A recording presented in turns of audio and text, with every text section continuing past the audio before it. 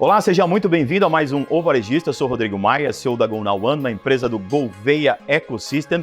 E aqui no Varejista a gente sempre conversa sobre ambiente de negócios. Ambiente de negócios, varejo, consumo, distribuição, hospitalidade, empreendedorismo. Em todas as vezes, quando eu trago empresários aqui, sejam varejistas, fornecedores do varejo, ou quando a gente fala, como eu disse, de empreendedorismo, tecnologia, tem um tema que é central, e o tema é pessoas. Todo mundo diz, quando a gente fala de inteligência artificial, de tecnologia, das novidades, dos novos consumidores, novos clientes, novo momento da sociedade, todo mundo diz, bom, mas a gente precisa pensar nas pessoas, em dois níveis, as pessoas colaboradores, ou seja, internos à empresa, e as pessoas clientes, consumidores, externos à empresa. Mas aí sempre entra esse tema, como é difícil gerir e pensar em pessoas. Nessa perspectiva, eu trouxe uma pessoa, vamos chamar assim, diferente para a gente entrevistar hoje no Varejista, uma pessoa que diz que fala sem filtro, diz que ela fala sobre esse assunto sempre leve, ou seja, pode falar tudo o que quiser. E eu trouxe propositadamente para a gente falar muito sobre pessoas, eu trouxe Fernanda Matos, que é hoje de um dos Instagrams mais conhecidos dessa área, que é o Home Office Sem Filtro. Então, primeiro de tudo, eu agradeço muito a sua presença, obrigado por vir aqui no programa. Obrigada a você, Rô, por me chamar, é uma honra estar aqui. A gente vai falar hoje sem filtro, pode, Sim, né? Sim, pode falar sem filtro. De todos os tipos de pergunta eu posso fazer. Pode perguntar tudo o que você quiser. Então tá bom. Então vai ser praticamente hoje o Varejista sem filtro. É, tá a bom. gente pode chamar assim, gostei. Inevitavelmente eu preciso começar te perguntando assim, como é que você conseguiu viralizar? Por que eu tô iniciando essa pergunta? Quando eu trago os empresários aqui, todo mundo acha que abrir um Instagram é assim, né? Vou lá, abro o Instagram, sou legal, posto um conteúdo legal, boto um vídeo ou outro, vai dar tudo certo, X milhões de seguidores. Podia ser assim, Podia, né? mas não é. Que sonho X milhões de views. E claro, quando a gente vê um Instagram como o seu, a gente já vai falar dos conteúdos. Hoje você está com quantos seguidores? 263, algo assim. Mas ao mesmo tempo que tem 263, os seus vídeos viralizam muito mais do que isso muitas vezes, né? Tem vídeo na casa dos milhões aí, Sim. Não é isso? Muito bem. O que aconteceu, Fernanda, para você viralizar, e depois eu vou perguntar como é que a gente pensa isso no mundo corporativo. Mas vamos com calma. O que aconteceu para você viralizar? Bom, Rô, eu comecei esse Instagram, na verdade, em 2022, mas eu postava muito pouco, né? E eu criei, assim, tive a ideia, na verdade, num jantar com algumas amigas, a gente estava ali tomando umas tacinhas de vinho, falando dos perrengues da pandemia, acho que foi 2021, na verdade, da pandemia e do trabalho híbrido. Então, aquela coisa de, fulano ligou a câmera no Zoom, no Teams, deu ruim por causa disso, aquilo, aconteceu tal coisa. E aí eu falei, gente, por que não tem ninguém fazendo alguma sátira disso?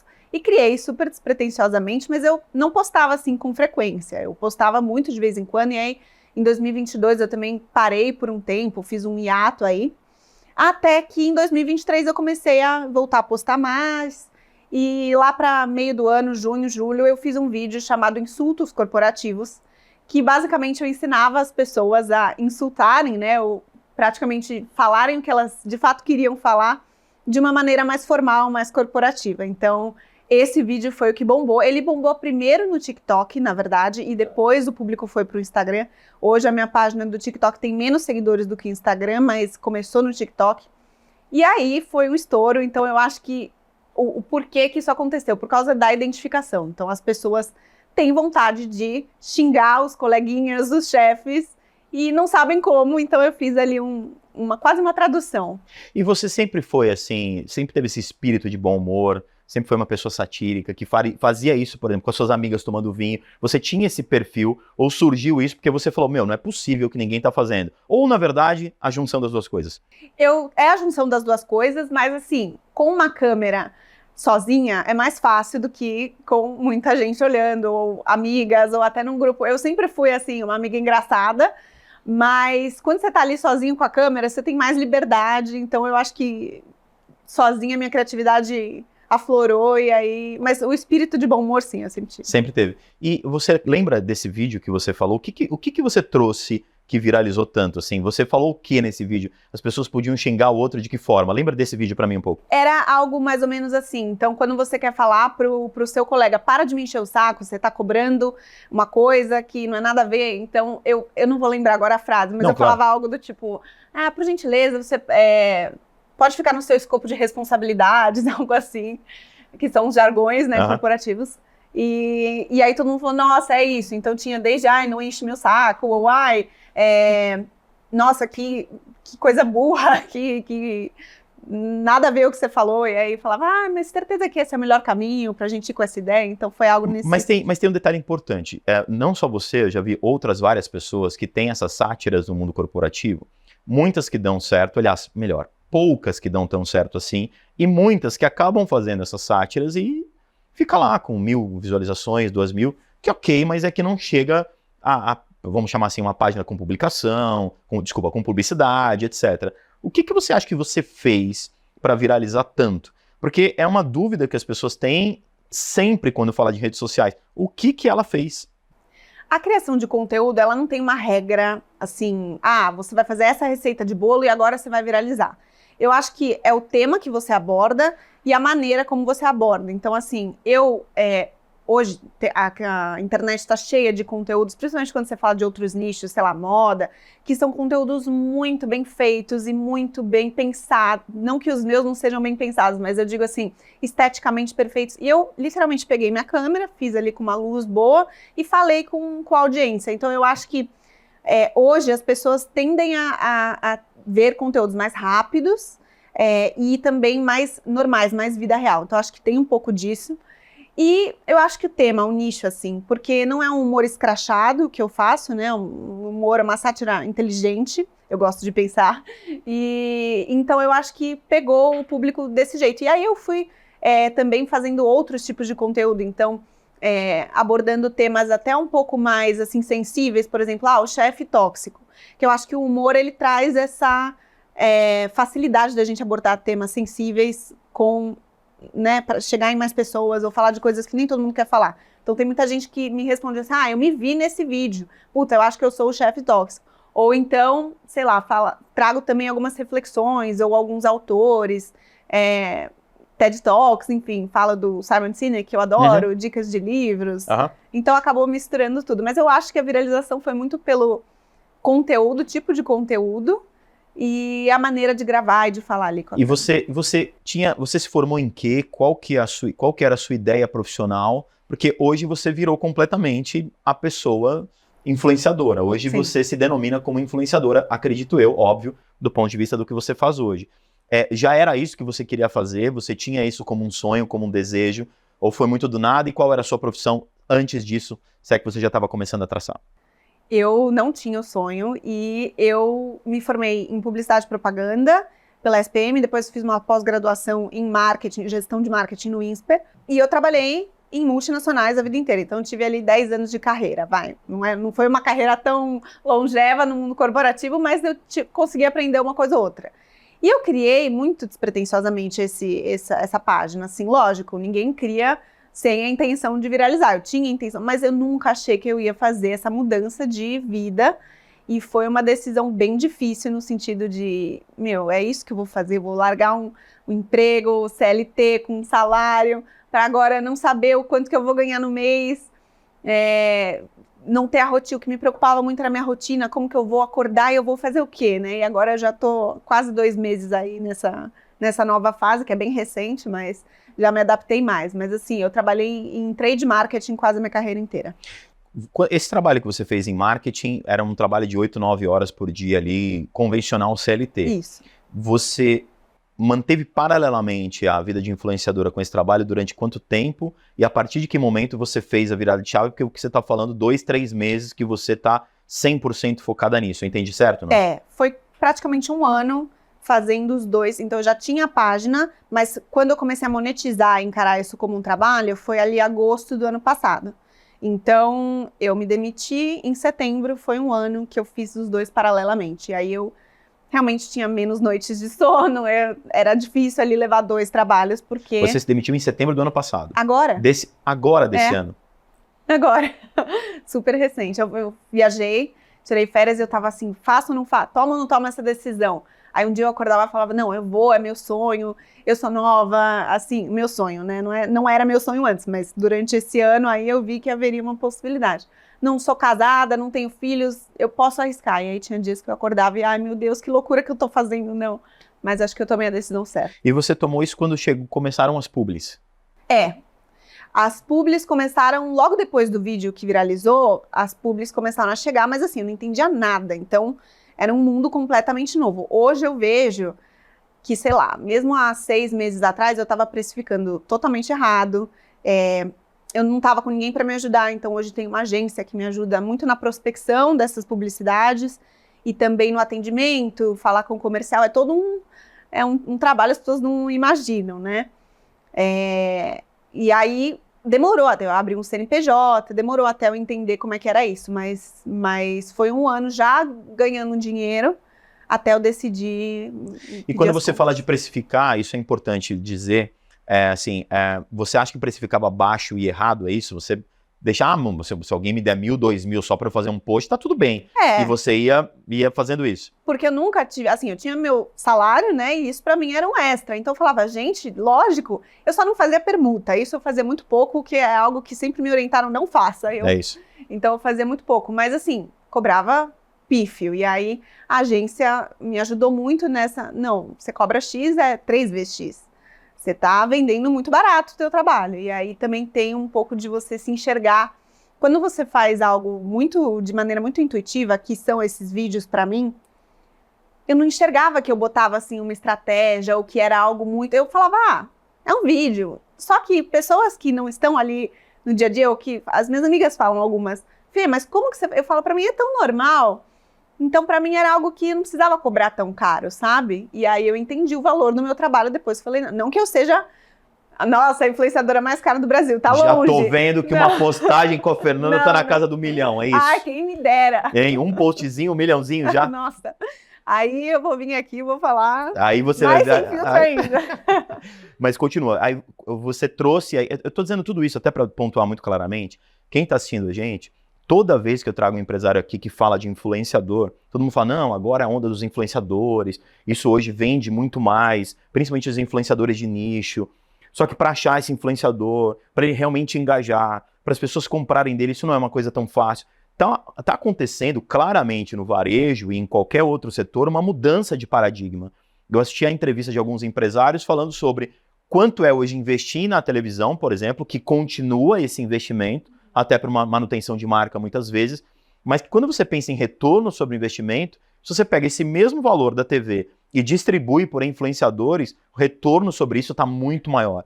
Então eu estou te fazendo essas perguntas, principalmente para os empresários que estão assistindo a gente, entenderem como é que eles podem raciocinar isso, né? E contratar uma influenciadora. Hoje você é contratada por que nichos de empresa? Por que tipos de empresas? Quais são as empresas que procuram você dentro desse mundo corporativo que você atua?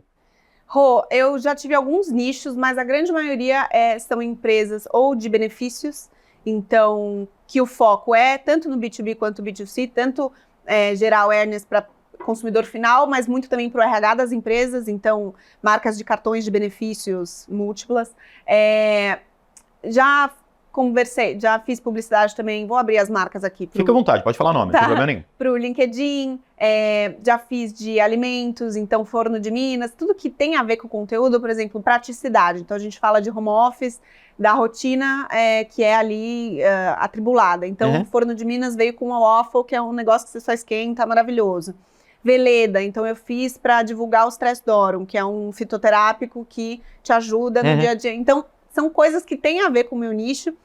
Moda, looks de trabalho, e que eu acho que as marcas têm que achar justamente influenciadores autênticos, mas que tem a ver. Eu vejo, às vezes, nos influenciadores que, assim, a pessoa nunca falou de carro e está fazendo uma publicidade para, não vou nomear alguma marca de aluguel, enfim. Não dá fit, entendeu?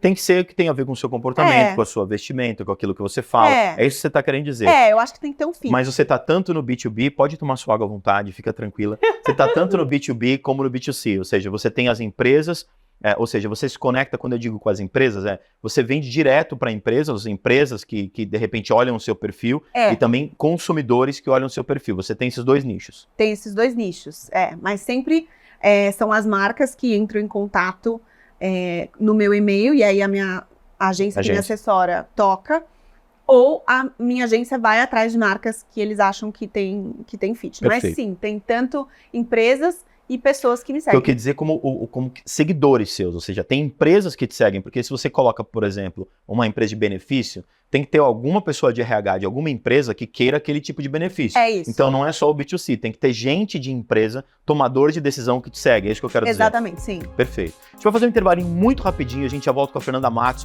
do Home Office Sem Filtro, e já vou perguntar coisas de comportamento humano. Afinal, o que as pessoas te perguntam? Eu vejo as caixinhas de pergunta dela, nossa, as pessoas acham que agora ela virou a consultora de todos os assuntos possíveis de RH, né? E a gente fala disso daqui um minutinho, muito rapidinho, a gente já volta.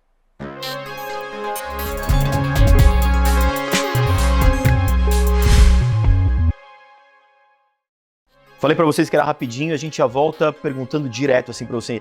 Fernanda, você falou que empresas e pessoas te seguem, ou seja, clientes finais B2C, né, o cliente mesmo, clientes finais empresas, ou seja, tomadores de decisão das empresas. E aí eu fico vendo suas caixinhas de pergunta, você virou quase uma consultora de recursos humanos. Mas você é formada em marketing e virou uma influenciadora porque você começou a fazer sátira do mundo corporativo. O que você consegue responder? O que as pessoas te perguntam? Como as pessoas te enxergam? O que você está construindo nesse sentido? Rô, eu fico muito feliz em me enxergarem como algum tipo de autoridade aí nas redes, mas às vezes eu tenho um pouco de síndrome da impostora de pensar, gente, eu não tenho uma carreira de 30 anos de RH para dar esse tipo de conselho. Então chegam as mais diversas perguntas e questionamentos, às vezes as pessoas falam, tomei coragem e me demiti do emprego por causa do seu vídeo. Eu falo, meu Deus, que responsabilidade. Não faz isso, você já viu o mercado. Oh. Mas tem diversos temas. Outro dia, legal trazer essa aqui. Uma menina me perguntou o seguinte, ela falou na caixinha assim, eu abri uma caixinha de perguntas e ela falou, meu chefe me mandou na segunda-feira às 18 horas que eu deveria ir ao escritório presencial na quarta. Tô certa em recusar? E aí eu falei, não, você não tá certa em recusar. Como assim? Como se fosse super de última hora, segunda às 6 horas. Então, essa história do que as pessoas também se sentem muito abertas para falar comigo, mas se sentem muito também agora, né, e aí já entrando um pouco em outro assunto, é que tudo é uma grande... É um grande abuso, Não, sabe, seu chefe só te pediu para ir presencial. Então, se você trabalha em um emprego que é híbrido, possivelmente isso vai acontecer. Você tem sentido isso, então, por exemplo, como você tomou a atitude de falar home office sem filtro. Muitas vezes você brinca a respeito disso, né? Eu já vi muitas, daqui a pouco a gente fala. As pessoas se sentem autorizadas a falar assim, não, então agora eu só quero home office, patrão que me pedir, chefe, líder que me pedir para trabalhar para eles, eu também não vou. Porque eu vi lá na Fernanda, né? É isso que acontece um pouco. Tem que ter um bom senso aí das pessoas. Então, eu faço vídeos, por exemplo, do chefe tóxico, ou da amiga fofoqueira do trabalho. Esses vídeos bombam. Se eu faço algum vídeo mais de meritocracia, ou se eu falo alguma coisa tipo, olha, gente, não dá pra vocês quererem também crescer e sair, entendeu? Todo dia no horário, porque eu não fui criada já não bomba tanto. Não bomba tanto. O que é um chefe tóxico, falando nisso? Um chefe tóxico é aquele chefe que microgerencia, que fica olhando quantas vezes você vai no banheiro, que isso existe. Eu sei que parece que é impossível, mas isso existe. Existe. Aquele chefe que fala da tua vida pessoal, que te interrompe em toda reunião, que você dá alguma ideia e ele desmerece na hora, que te põe pra baixo. Isso é um chefe tóxico. E aí tem a toxicidade de, tipo assim, abuso no ambiente de trabalho, que aí já é um tema mais sério. Agora, as pessoas confundem um chefe que, assim... evidencia que você fez alguma coisa errada ou te dá um ponto de melhoria, ele é tóxico. Não. Ele está fazendo o trabalho dele, né? Ele está sendo um líder. Você sente isso que essa percepção é geracional? Ou seja, tem a ver com a faixa etária? Por exemplo, eu acabei de saber que a minha querida Fernanda está na crise dos 30. Eu me senti completamente ofendido com isso e ela é em crise para fazer 30, mas tudo bem. O que eu quero te perguntar baseado nisso, assim, como é que você entende hoje essa questão geracional? Quem faz esse tipo de reclamação hoje é 30 a menos ou está generalizado, independente da faixa etária e das crises que as pessoas passam? Então, esse é um tema polêmico também, né? Porque quando você falou sem filtro, não, eu tô indo sem filtro. Vamos sem filtro. Assim, muito discutido, né? Hoje em dia, muito se é discutido sobre a geração Z. Então,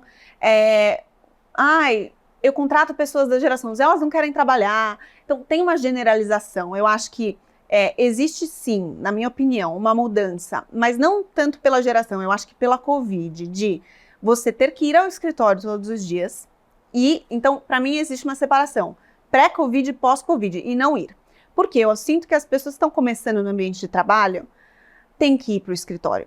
Então, ficar full time em casa, você não pega um pouco da estratégia, sabe aquela coisa, ouvir a conversa de corredor, entender um pouco do que os seus chefes estão falando. Então, isso eu acho que, de certa forma, acomodou algumas pessoas, e aí muitas se encaixam na geração Z, mas eu acho que foi muito pela questão do totalmente em casa. Óbvio, teve uma época que a gente precisava estar totalmente em casa, mas eu não vejo, assim, as pessoas tão compradas na empresa estando totalmente em casa. Não quer dizer que elas não trabalhem bem, que não sejam produtivas, mas eu acho que a cultura organizacional é um pouco prejudicada. Mas não é uma exclusividade da geração Z. Então, essa menina que me perguntou, por exemplo, não tinha cara de geração Z ali na minha caixinha de perguntas. Ela tinha 30 a mais.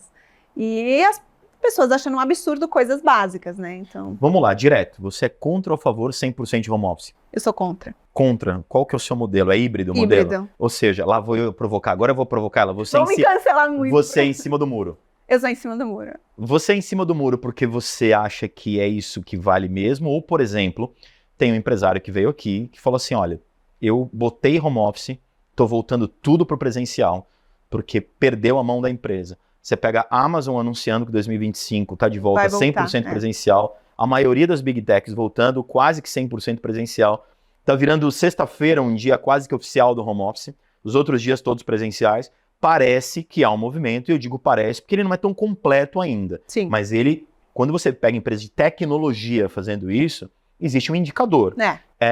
As pessoas estão com medo, né, chefes, líderes, empresas, estão com medo de dar esse passo para trás, de voltar pro presencial 100%? Você sente isso? Eu sinto porque as pessoas vão perder talentos, porque hoje é um benefício, pelo menos das pessoas que me seguem, assim... Tem gente que fala, recusei 50% a mais de salário porque eu tinha que ir presencial todo dia. Então, tem pessoas que não... E eu entendo, de certa forma, porque, assim, às vezes a pessoa mora muito longe. Então, realmente, você ter que todo dia se deslocar, às vezes 2 horas, para fazer uma coisa que você pode fazer em casa, não faz sentido. Mas também nunca ir para o escritório, por isso que eu sou em cima do muro.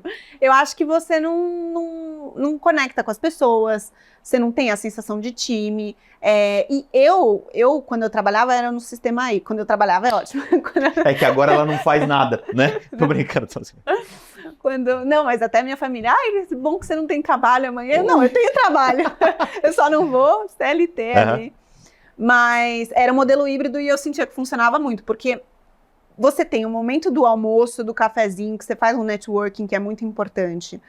Querendo ou não, existe politicagem no mundo corporativo, como em todos os ambientes, e para crescer você tem que conhecer pessoas, né, vender seu trabalho, mas às vezes você quer focar numa tarefa que é mega objetiva, que você está ali no Excel, então eu acho que daí o home office funciona mais. Para mim, o modelo híbrido é o ideal. Tem duas pontas, né? Tem essa volta do presencial ganhando força e tem alguns movimentos, eu trouxe aqui o pessoal, inclusive, do VAT, movimento de volta ao trabalho, movimento de valorização do trabalho, agora esqueci a sigla completa, mas enfim, o pessoal veio aqui que quer reduzir a jornada para 4 dias de trabalho. E nesses 4 dias, a depender da função, você ainda vai ter home office. O que você acha de vida além do trabalho? VAT, vida além do trabalho.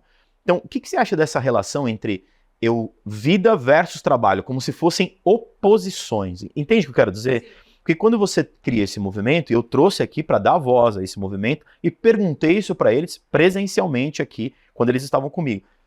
Essa oposição vida-trabalho existe? Então, as pessoas falam, com o home office eu tenho mais tempo para viver. Aí você fala, mas o seu trabalho não faz parte da sua vida? Então, estamos numa cultura do burnout, na cultura da produtividade a qualquer custo. Então, eu acho que realmente precisa ter um equilíbrio entre vida pessoal e profissional, mas você passa, no mínimo, 8 horas por dia ali trabalhando. Então, você deveria pensar 1000 vezes antes de ficar... Eu sei que muita gente não tem opção, tô falando até de um ponto de vista aqui de privilégio, mas assim, pense no emprego que você tem, porque se você acordar todo dia chateado que você vai ter que trabalhar, ou que assim, putz, isso tá me pesando num nível que eu não tenho vida, aí tem alguma coisa errada. Então, mude talvez a sua Mas assim, é o tema do momento. Burnout, saúde mental, equilíbrio, vida pessoal e profissional.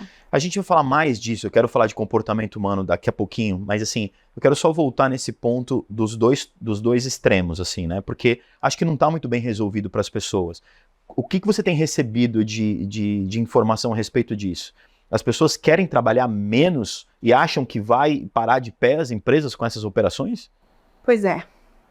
Assim, eu acho que existem mercados e momentos de empresas que sim, as pessoas trabalham muito. Às vezes a empresa está reestruturando, então tem uma área que está trabalhando muito. E às vezes não é legal, né, você ficar sobrecarregada. Mas também tem muita gente que acredita que, assim, gente, a empresa tem que lucrar, tem que parar de pé. Então, é um ponto de equilíbrio aí complicado, mas muito também por conta do home office, eu acho que as pessoas perderam um pouco da sensação do que é vida pessoal, né? E do que é... Por exemplo, eu trabalhava do meu quarto, porque na minha casa eu moro com os meus pais. Isso quando você diz na empresa que você estava. Exato. Ainda hoje, né? Muito do meu quarto, mas enfim. Então não tinha um ambiente ali de uma separação, onde eu descansava e onde eu trabalhava. Então isso é uma coisa que pesa na sua saúde mental, mas...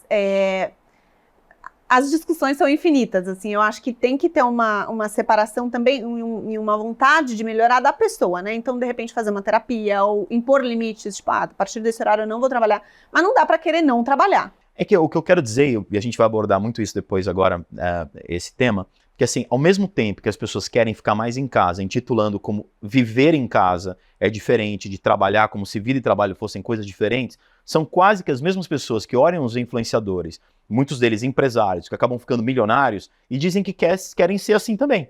Entendi. Então assim, eu quero ser milionário, eu quero ser um empresário de sucesso, mas eu não quero trabalhar muito. Ao mesmo tempo, trabalhar muito, muitas vezes de 12, 14, 15, 16 horas por dia, gera um burnout na pessoa, a pessoa não tem saúde. O que eu quero dizer com isso é que me parece que esse tal equilíbrio entre as coisas, se é que a palavra equilíbrio é boa nesse caso, as pessoas não estão encontrando. Elas querem, mas a jornada é muito pesada, então eu não quero mais. Você sente essa dúvida em todo mundo que fala com você a respeito desse tema, claro? Sinto, e eu acho que isso a gente estava falando de geração, isso está muito presente nos millennials, porque antigamente a geração dos meus pais, que eram os baby boomers, né, eles conseguiam, com 25 anos, 30 anos, ter uma casa própria. Então, eles trabalhavam num emprego normal e o mercado, a economia, eles tinham 2 filhos, dava ali para eles se garantirem. Hoje, assim, principalmente quando você fala da pessoa morar aqui num centro, como São Paulo, o aluguel tá muito caro, os salários não estão muito caros, ela trabalha muito e ela não consegue ter esse sonho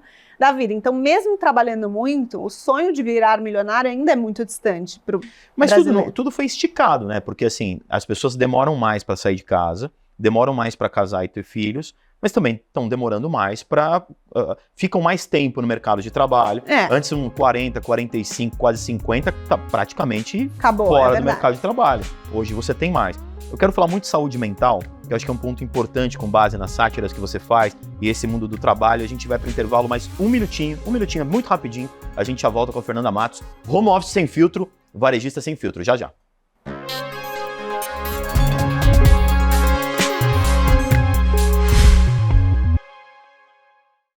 Voltamos e agora com a Fernanda Matos, home office sem filtro, varejista sem filtro, como eu disse, e o tema é essa questão da saúde emocional, da saúde mental das pessoas. A gente, no final do outro bloco, a gente falou um pouco desses dois extremos, entre trabalhar muito, trabalhar pouco, querer algumas realizações, não querer algumas realizações. Dentro desse mercado, dessa área, desse tema, a gente tem algumas coisas mais profundas, né? Como é que você está enxergando, por exemplo, as gerações de pessoas também mais velhas convivendo com gerações mais novas e mentalidades completamente diferentes? Eu vou citar uma frase para você que eu escutei do Miguel Nicoleles, é um grande neurocientista brasileiro. Me arrisco a dizer que talvez o único hoje que tem alguma possibilidade de ganhar o prêmio Nobel. Miguel Nicoleles, ele é fantástico e ele disse uma coisa assim, e eu quero pegar essa citação dele para fazer essa pergunta para você. Ele disse assim: as crianças, ele foi fazer uma pesquisa, né, e ele conversou com algumas crianças, adolescentes, e muitas delas, segundo ele, uma maioria, não sabiam qual era o próprio sonho. Você sonha com o quê? Você sonha em ser o quê? E as pessoas, não sei, muito. Segundo ele, mais de 70%, se eu não me engano, depois eu recupero o número, E ele falou assim, ele estava dando uma entrevista, ele falou, você está vendo essa caneca? Você está vendo essa televisão? Você está vendo esse sofá, essa câmera, esse microfone, essa calça, esse tênis? Tudo isso é fruto do sonho de alguém. Alguém sonhou com alguma coisa, projetou alguma coisa, realizou alguma coisa. Me preocupa muito essas próximas gerações que não têm sonhos ou que pelo menos não sabem o que querem. Porque em que mundo a gente vai viver em que não se realiza nada? Eu achei isso muito interessante, porque você tem uma nova geração agora hiper protegida pelos pais, né? Como é que você enxerga, principalmente com tudo que você recebe no seu perfil, essa diferença de faixa etária, os mais velhos e os mais novos convivendo no meio dessa salada toda que a gente está mostrando aqui?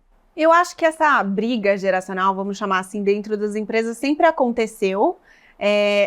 Assim, meus pais também falavam, porque a geração de vocês tem tudo muito fácil, e os pais dele provavelmente falavam, então acho que isso é algo que acontece, mas com o advento das redes sociais, enfim, essa história de trabalho híbrido, essa conversa ela se amplificou muito, e eu vejo realmente pessoas falando, não, a geração Z não quer trabalhar, e a geração Z fala, não, eu só quero um pouco de qualidade de vida, não quero ter burnout que nem vocês, millennials,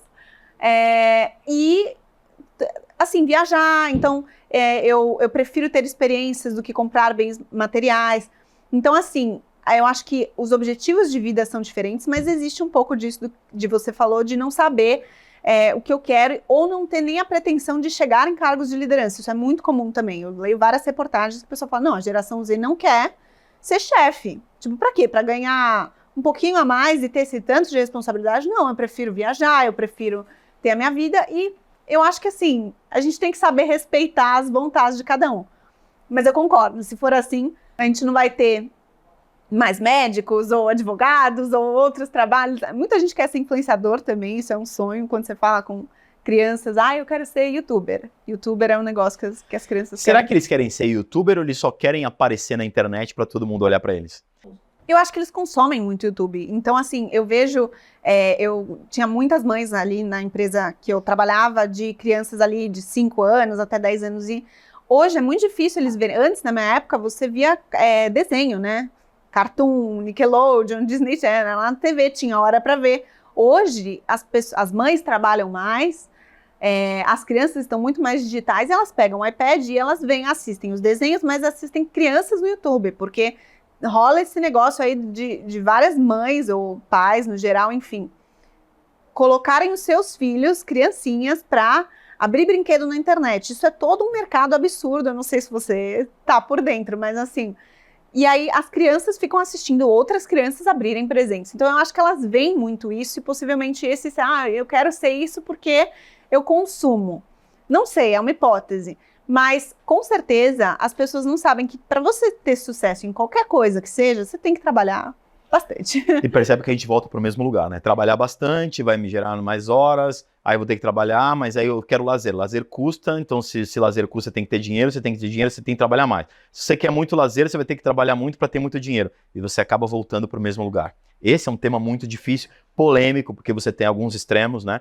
É muito difícil de falar. Mas eu quero falar da questão do conteúdo, que eu estava dizendo. Como é que você faz a curadoria do seu conteúdo? Como é que você define o que você vai falar? O que você vai falar essa semana? Como é que você faz esse planejamento? É importante, porque às vezes tem alguém em casa querendo ser influenciador também, e de repente a sua dica pode ser importante nesse sentido. Rô, eu tenho muitas ideias, assim, do nada. Então, eu adoraria falar que eu sou que eu tenho uma estratégia, assim, do mês inteiro, de quantos pontos eu vou ter. Eu não tenho. Eu pego um dia e faço ideias gerais de vídeo. Então, eu coloco o tema A, B, C que eu quero falar. E aí, eu vou roteirizando esses vídeos aos poucos, porque existe uma necessidade de roteirizar. Então, principalmente se é uma publicidade, daí tem que ter um roteiro, mas eu não falo assim, ligo a câmera e começo. Tem, né, ali mas eu não faço tudo com muita antecedência, porque tem ideia que vem pra mim na hora, ou tem alguém que me manda alguma coisa no Instagram que eu puxo o gancho, ou tem algum criador de conteúdo gringo que eu me inspiro pra fazer um vídeo. Então, não é assim uma coisa, eu tenho conteúdo pro mês inteiro gravado. Não. Quem sabe mais pra frente, como faz pouco tempo que eu tô full time como criadora de conteúdo, pode ser que isso mude. Mas, enfim, tem esse planejamento, mas não é um planejamento assim de tão longo prazo. Eu tenho outros projetos que eu faço, que aí sim eu tenho mais ou menos, eu vou trabalhar tantas horas no dia nesse projeto. Mas a gravação dos vídeos mesmo, hoje não tem algo assim mega, mas a inspiração vem de tudo. E você que é formada em marketing, por exemplo, o quanto que você tem ouvido o seu consumidor para esses conteúdos? É por isso que eu estava fazendo essa pergunta. Você baseia os seus conteúdos nas perguntas que você recebe? Quais são os conteúdos hoje que as pessoas mais te pedem?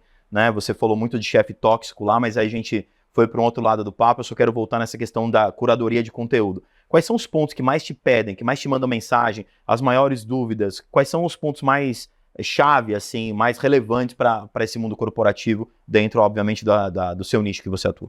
Muita gente pede mais vídeos dos insultos corporativos, então assim, eu quero falar tal coisa. O pessoal adora xingar, né? Adora xingar. O pessoal adora xingar. Eles querem um jeito formal de falar pro chefe ir para aquele lugar. É isso que eles querem. Na verdade, eles querem mandar o chefe para aquele lugar, exato. Né? Não é isso? Mas então tem muito isso, mas também rola muito assim, faz um vídeo da amiga, do colega do parque que quer fazer o seu trabalho, ou faz o vídeo, mas é sempre uma reclamação, tá? O povo quer ver o circo pegar fogo. E ninguém pede, assim, dicas de livros, é muito raro isso acontecer. Mas tudo bem, porque o meu perfil é um perfil de humor, então esse é o nicho que eu peguei, né, pra viralizar. Mas assim, pedem muitos insultos, pedem pra falar de chefes, mas a internet é um lugar muito dinâmico, então o pessoal pede de tudo e eu vou usando tudo assim como inspiração. Você quer continuar no humor? Você quer continuar humor e conteúdo? Você quer migrar só para conteúdo? Do ponto de vista da sua página, Home Office Sem Filtro, qual que é o plano? Então, somos pessoas plurais. Eu não sou uma pessoa que eu falo só de dicas e eu não quero virar uma coach, não tenho essa pretensão, mas eu gosto, assim, de compartilhar séries que eu vi, que eu achei que tem alguma coisa bacana ali a ver com o mundo corporativo, ou livros, ou então palestras. Eu gosto de falar de comportamento humano, então eu tô com o projeto do podcast, que eu te contei um pouco antes da gente entrar aqui. Mas eu continuo gostando de trazer o humor, porque ele alcança mais pessoas e a gente consegue desmistificar alguns temas aí com humor. Então, assim, o plano é continuar falando um pouco de tudo, mas acho que o nicho sempre vai ser, o core do meu conteúdo sempre vai ser um humor satírico. Acho que vai ser por aí. E no podcast, que pode falar desse projeto, pode falar. O podcast, você estreia quando esse podcast e como é que você vai conduzir e, principalmente, qual a diferença para quem já te acompanha no TikTok, no Instagram, seja onde for, no YouTube, qual a diferença do que vai ter no podcast para o que você faz nas redes? O podcast, ele vai lançar só ano que vem, então não temos ainda esse ano, mas eu vou divulgar todas as páginas, podia já fazer meu jabá, meu merchan, mas eu não tenho a data ainda, né, mas enfim. Já está falando que é 2025. 2025, comecinho do ano. A pretensão é falar sem filtro, então ele vai chamar Sem Filtro com Fernanda Matos, sobre os diversos assuntos, então, que permeiam o mundo corporativo, mas não só disso, né. Então a pretensão é ter conversas mais abertas, mais longas. Eu sinto que quando você tem uma comunidade, assim como você tem no seu perfil, as pessoas querem te ouvir falar e querem trazer aí, saber a sua opinião de outros temas, né? Então o podcast vai abordar mais coisas. Vai ter episódio de geração Z, vai ter episódio de maternidade no trabalho, mas vai ter episódio que não vai ter nada a ver com trabalho. Então vai ser um mix de tudo. E o Instagram e o TikTok, eles acabam sendo redes que têm vídeos mais curtos. Então, eu tenho interação com as pessoas no Instagram pela caixinha de perguntas, enfim. Mas que às vezes não dá para aprofundar tanto. Então, o podcast vai ficar nesse lugar, assim. A gente vai para o último bloco agora. E a pergunta é, o último bloco eu posso falar com a Fernanda e não como Home Office Sem Filtro? Porque tem gente que te vê nas redes sociais e não conhece a Fernanda. A Fernanda Matos, quem é Fernanda Matos? A gente deixa para o último bloco, em um minutinho a gente volta para você conhecer um pouco mais da Fernanda e não necessariamente do trabalho da Fernanda. Até já!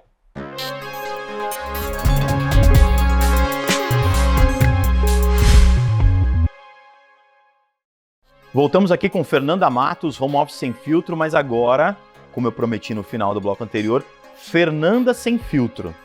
Fala um pouco da Fernanda, dessa crise dos 30, das coisas pessoais que te perguntam, porque eu não posso entrevistar uma influenciadora que está tão conhecida hoje nas redes e não fazer as perguntas que algumas pessoas querem fazer. Quem é a Fernanda? Quais são os seus hábitos? O que você gosta de fazer? Como é que está a tua vida pessoal? As pessoas também gostam de saber. Eu separei o último bloco para a gente poder falar sobre isso, os seus seguidores pegarem esse bloco e assistirem e depois te mandarem mensagem lá sobre isso. Então agora, Fernanda Matos sem filtro. Defina Fernanda Matos. Quem é Fernanda Matos? Fernanda Matos é uma menina que... isso porque crise dos 30, eu vou te falar, você me ofendeu, né? Não, tô brincando. Deixa eu contextualizar a história da crise dos 30. Me conta. Vai ser o primeiro episódio no meu podcast, vai ter esse tema, mas não, de jeito nenhum. Eu quis dizer que pessoas que estão chegando ou estão com 30 anos estão velhas. Aqui é um momento de muitas mudanças porque na nossa vida. Se você com 30 tá velho, eu acho que eu vou embora, né? Mas vamos lá, Fernanda Matos, vai lá. A Fernanda é uma menina... Eu falo menina porque eu me sinto uma menina ainda, então a gente estava falando disso, e eu abordei isso até lá no tema, quando que a gente se sente adulto, né? É uma coisa muito louca, assim. Mas que mora com os pais, então tem uma família que ama, tô falando na terceira pessoa, maravilhoso isso. Tem uma cachorrinha que é a Nala, minha Golden. Vocês percebem que é a primeira vez eu consegui deixar ela um pouco sem graça, falando de Fernanda, mas vamos continuar. Não dá, muito fácil falar de trabalho. Não é, agora muda, mas tem uma cachorrinha, como é que chama a cachorrinha? Nala. Ela vai fazer 6 anos, minha Golden. Eu sempre fui uma pessoa muito extrovertida, assim, gostei de falar, então eu sou geminiana, não sei se você gosta ou entende de signos. Eu não entendo, mas me explica, porque pode ser que tem gente que não sabe. Eu também não sou assim. O que significa uma geminiana? Eu sou os 3 signos de ar, do elemento ar, então tem terra, água, ar, eu também não sou assim. Só me diz o que isso significa. Então, ar é uma pessoa que quer falar, quer se comunicar, então eu sou gêmeos com aquário e libra. Quem sabe, a sua cara tá ótima. Nossa, perfeito. Eu entendi. Então, o meu signo, meu ascendente e minha lua são nesse elemento ar. Então, uma pessoa muito comunicativa. Eu sempre fui uma pessoa muito comunicativa. Sempre adorei aparecer, adorei uma câmera, adorei falar em público. E aí, como eu contei ali no início, esse perfil veio muito dessa vontade que eu tinha e desse dom, vamos chamar assim. Mas eu sou uma pessoa que tem muitos amigos, eu adoro um bar com os amigos, uma festa, já fui muito mais festeira, hoje não tô tanto, tô namorando aí há 2 anos e meio, então... Então temos um casamento chegando aí. Não, pelo amor de Deus, nada... Não, aí a gente vai rolar uma pressão pública. Porque começa a crise dos 30 é isso, casamento, filhos, olha que interessante a gente falar de geração, você recebe essa pressão de casar, de ter filhos? Assim, não dos meus amigos próximos, da minha família, de jeito nenhum, mas, por exemplo, eu viajei pra Itália, foi só eu e meu namorado, né, esse ano. E aí, no home office, sem filtro, todo dia era, o anel vem, agora o pedido vem. E eu, gente, você não pode mais nem viajar de boa com seu namorado, que assim... Ele que tem que escolher se ele vai fazer, né? Mas eu não tinha essa pretensão, sabe? E eu sinto que aí você casa, aí você tem... Você não tem filho, quando vai vir o primeiro filho? Aí vem o primeiro, o pessoal pergunta, quando vai vir o segundo, sabe? E você se sente pressionada mesmo com isso? Família, sociedade, já que a gente entrou um pouco, Fernando, vamos pegar esse assunto sério. Você se sente pressionada como mulher? Porque veja, você é uma mulher tá fazendo 30 anos agora, 29, é isso? 29. Uma mulher de 30 anos, empreendedora, virou influenciadora, tá começando a progredir profissionalmente nesse nicho, tem aí um relacionamento estável que pode ou não ir para um casamento. Você sente como mulher mais pressionada do que se fosse um homem com 29 anos, etc. Você sente isso? Você acha que isso não está mais bem assim na sociedade? Sem dúvida. Eu acho que é muita utopia. É maravilhoso que a gente avançou muito na questão da mulher com independência financeira. Hoje a medicina avançou, a gente pode congelar óvulos, enfim.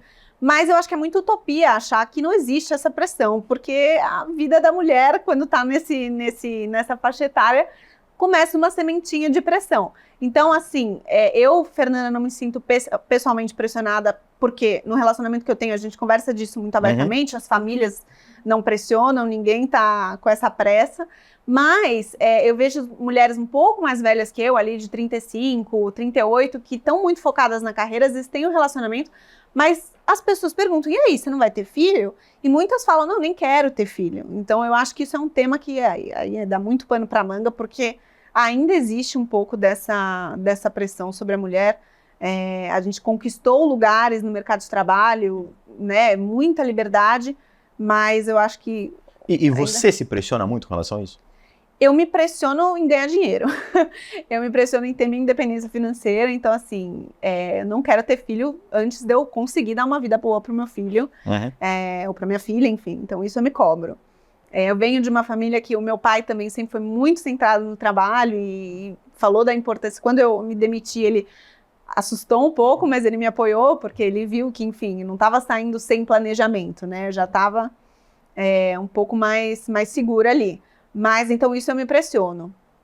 Agora, de filhos, não, porque eu ainda tô num momento que não cheguei no... Porque pra medicina, você sabe que 35 anos é gravidez geriátrica, né?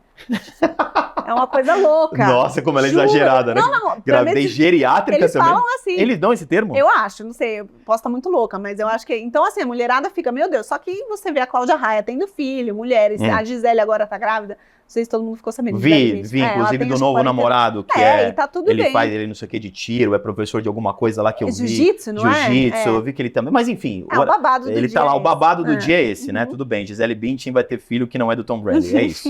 Esse é o babado, na verdade, né? Esse é o babado. Esse é o babado. Mas assim, quando você se posiciona desse jeito, você sente que você influencia outras mulheres, é isso? Porque eu acho que o mais importante, principalmente quando as pessoas falam nesse assunto, é você tem que fazer aquilo que você sente bem. É isso. E acho que as mulheres que te seguem, elas também se sentem, vamos chamar assim, representadas por você nesse sentido. Uma mulher de 30 anos, que está buscando a sua independência, que tem seu namorado, mas não tem uma pressão para casar ou para ter filhos, ou se tem é de fora, mas por dentro está bem. Você se sente que você representa uma gama de mulheres, assim, que te seguem também por conta disso? Ai, Rô, você fez uma pergunta difícil, agora eu não sei dizer. Vou ter que perguntar para elas o que Olha elas que acham. pergunta boa. Não é um assunto tão abordado nas minhas redes, assim. Eu não abro muito da minha vida pessoal, do meu relacionamento, apesar de trazer muito conteúdo sobre maternidade. Então, uma vez eu compartilhei uma matéria do The Economist que falava como que a maternidade impacta muito mais a carreira da mulher do que do homem, né? E então, eu falo um pouco, mas eu não trago assim tão pro pessoal. Então, não sei se me enxergam como que me enxergam. O que eu queria dizer do pessoal, nem da sua vida pessoal, mas de repente te enxergar como um exemplo, é isso que eu quero dizer. De ver uma mulher como você e falar, poxa, é um exemplo aqui que eu gostaria de seguir. Eu gostaria de acreditar que sim. Eu acho que eu influencio mais as meninas mais novinhas que eu, assim. Que estão começando a estagiar ou que estão... Não sei, pode ser que eu esteja errada, mas eu recebo muito, assim...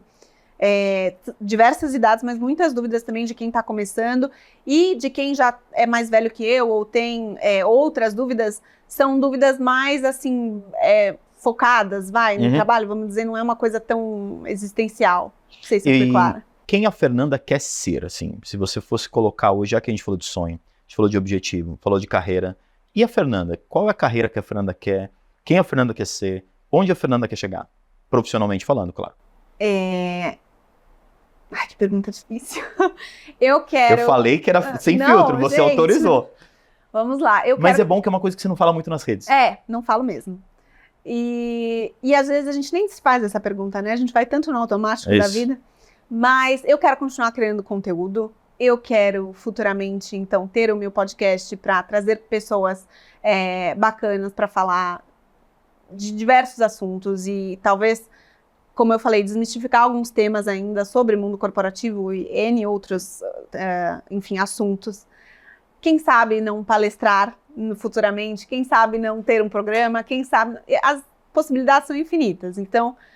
mas assim, eu nunca vou sair da internet, que foi o lugar que eu tive aí o meu reconhecimento e que eu gosto de fazer. Então... Eu não tenho um planejamento, e eu falo isso, como é importante ter um planejamento de 5, 10 anos de carreira, eu mesma não tenho, mas em minha defesa, faz um mês e meio que eu tô nesse novo emprego. Eu fiquei surpreendido, você falou que você pediu demissão do seu trabalho em setembro, a gente tá aqui no final de outubro, então não faz 2 meses ainda, né? Mas o que eu quis dizer não é só do planejamento, assim, você ainda, por conta de ser muito recente tudo que você fez, você ainda não vê um lugar que você quer ocupar exatamente, é isso que eu tô querendo dizer, né? Porque, por exemplo, eu já cheguei e pensei em te perguntar, aproveito e te pergunto, já pensou, porque você foi muito na linha do humor, né? E se te chamarem pra ser uma stand-up comedy, por exemplo? Não, então, você sabe que veio uma marca que... Olha lá, tô falando. Mas não, isso eu não quero. Tá. Assim, eu não tenho a vibe do improviso, uma empresa me chamou para fazer uma publicidade no escritório, uma farmacêutica aqui, bem grande, que era para eu andar pelos corredores da empresa e, tipo, ir falando com as pessoas e aí eu fiquei pensando, imagina tem o VP ali, um diretor e eu ali no gogó tentando fazer, aí eu falei, não, essa história de humor, eu acho que tem muita gente muito boa que faz humor de stand-up, eu não sou essa pessoa, essa não é a minha pretensão. Quem sabe com treino eu fique melhor, mas assim, não é uma coisa que eu... pegar, fazer uma piada ali, os meus conteúdos são bem pensados. Você, vamos chamar assim, utilizou no ótimo sentido o humor para conseguir engajar de um tema que você sempre quis. E não uma humorista que usou um tema para seguir sua profissão. Exatamente. E tem muitos influenciadores hoje, hilários na internet, que até falam de vez em quando de mundo corporativo, mas não é o core. Porque eles são humoristas, então fazem sketches de N situações muito engraçadas. Você vai rolando ali o Reels, o TikTok, tem muita coisa para dar risada. Mas não sou eu, assim, eu gosto de trazer ou uma sátira, uma ironia, algum ponto de alguma crítica ali no meu conteúdo. Quero finalizar com a gente falando alguma coisa muito curiosa, assim, da sua página. Qual foi a pergunta mais absurda que você já recebeu? A pergunta mais legal que você já recebeu?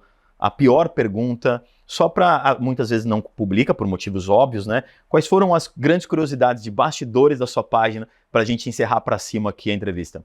Que você se lembra? Perguntas estranhas, perguntas difíceis. Essa pergunta pessoal fala muito de, assim, casos de trabalho, affairs, traições. Então, quando mesmo? Muito. E eu fico até com medo, gente, porque, assim, você começa a abrir uma caixinha de perguntas, situações constrangedoras, eu tava vendo. Traí meu marido, traí minha mulher com o fulano, estamos tendo um caso assim, como eles diziam, gente, pelo amor de Deus, como que a pessoa posta isso, sabe? Se eu fosse louca e printasse alguma coisa. Então, isso é uma coisa bem doida que acontece, e aparentemente muito mais do que a gente imagina. Perguntas curiosas. Já me perguntaram, quanto você ganha? E eu, tipo, gente, não, ninguém tá falando aí quanto você ganha. Não, né? Mas me pedem muitos conselhos, então, como eu falei, tem gente que se inspira muito nos conteúdos, eu fico muito feliz. Então, eu criei coragem para falar desse tema com o meu chefe. Eu criei um e-book também recentemente, eu tenho um capítulo lá de feedbacks, então tem muita gente que gosta desse conteúdo porque não sabe como que fala, ou a pessoa sendo gestora falando para o time, ou a pessoa tendo que falar para o seu gestor. Então isso me traz muita felicidade nesse sentido de que as pessoas confiam em mim e pedem aí dicas e orientações profissionais. Muito bom. Essa foi Fernanda Matos, Home Office Sem Filtro. Passou muito rapidinho, eu te falei. Passou muito rapidinho. Te agradeço muito pela presença, acho que a gente tem muita coisa bacana pra gente progredir junto aí pro ano que vem, alguns projetos. Vamos se conectar, que eu acho que tem um conteúdo muito bom de qualidade que você faz. Obrigado pela entrevista. Obrigada a você. Espero que em breve você possa voltar. Adorei participar. Obrigada. Que bom, eu que agradeço. Esse foi o Varejista. Sou Rodrigo Maia, CEO da Go Now One, uma empresa do Gouveia Ecosystem. Como eu sempre digo, informação que gera valor é aqui na BMC News. A gente volta na próxima semana com mais um Varejista. Um abraço, valeu, obrigado.